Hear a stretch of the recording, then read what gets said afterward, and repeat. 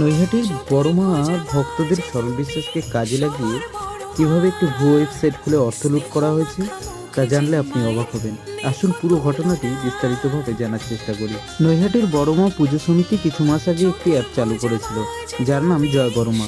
এই অ্যাপের মাধ্যমে ভক্তরা ঘরে বসেই বড়মাকে পুজো দিতে পারতেন, যেখানে প্রণামী বাধ্যতামূলক ছিল না। তবে এক প্রতারক এই সুযোগকে কাজে লাগিয়ে ভুয়ো ওয়েবসাইট খুলে ভক্তদের কাছ থেকে অর্থ হাতিয়ে নিচ্ছিল। বৃহস্পতিবার কানাডা থেকে এক ভক্ত পুজো সমিতির সম্পাদকের কাছে অভিযোগ করেন যে অনলাইন পুজোর নামে একটি ওয়েবসাইটে বড়মার পুজোর নামে 1001 টাকা থেকে শুরু করে 5001 টাকা পর্যন্ত অর্থ নেওয়া হচ্ছে। এরপর পুজো কমিটি বিষয়টি খতিয়ে দেখে এবং প্রতারণার বিষয়টি নিশ্চিত করে। ওয়েবসাইটে থাকা ফোন নম্বরে যোগাযোগ করলে অভিযুক্ত সুরজিৎ কুণ্ডু নিজেকে বড়মা ট্রাস্টের সম্পাদক বলে পরিচয় দেয়। তারপরে নৈহাটি থানায় অভিযোগ জানানো হয়। শুক্রবার রাতে হুগলি রিষ্টা থেকে পুলিশ সুরজিৎকে গ্রেপ্তার করে। তার কাছে একটি ল্যাপটপ ও ব্যাংকের পাসবই উদ্ধার করা হয়েছে।